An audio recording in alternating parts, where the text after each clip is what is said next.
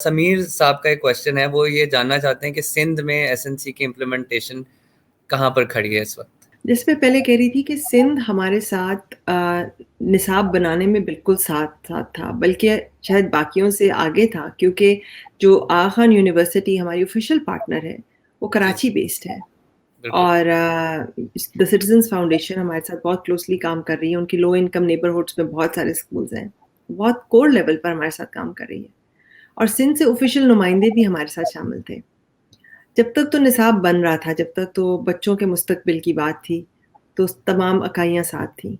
लेकिन अफ़सोस से कहती हूँ कि अब सियासत बीच में आ गई है, क्योंकि अब वो बात पॉलिटिसाइज़ होती जा रही है कि ये क्रेडिट किसका है और कुछ। तो सिंध ने इस वक़्त ऑफ़िशियली इसको एक्सेप्ट नहीं किया। लेकिन उन्होंने ये ज़रूर कहा है कि आपने मैथमेटिक्स और साइंस में जो निसाब बनाया है, ये अच्छा निसाब है, हम उसको लेने के बारे में सीरियस हैं। ऑफिशियली उन्होंने पॉलिटिकली इस पर साइड स्टेप किया हुआ है, and that is there right. लेकिन जो सूबे, जो इकाइयाँ हमारे साथ चल रही हैं, उधर हम फुल फोर्स के साथ एक यकसां मेयार लाने की तरफ जा रही हैं, गामज़न हैं। और मैं चाहूँगी कि सिंध के लोग, सिंध के लीडरान से पूछें कि अगर आप यकसा कौमी निसाब नहीं अपनाना चाहते, तो फिर कोई और सिंधी निसाब अपना लें, जो इससे बेहतर है। बिल्कुल लेकिन हमारा ऑल्टरनेटिव। विजन वही है, हम्म। क्योंकि तबकाती निज़ाम जो हर मुआशरे में होता है, तबकाती तफरीक हर मुआशरे में होती है, रहती है।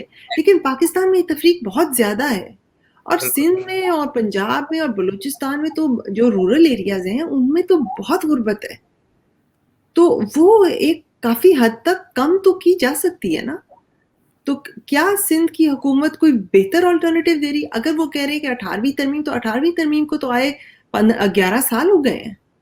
जी बिल्कुल। अगर उस दौरान में कुछ नहीं किया और ये भी नहीं करना, तो इससे बेहतर कोई दे दे कोई अल्टरनेटिव। बिल्कुल ऐसे और ही है। अगर वो भी नहीं देना, तो फिर ये तालीम के नाम पे सियासत ना करें। बच्चों का मुस्तकबिल, पाकिस्तान के सब बच्चे हमारे बच्चे हैं।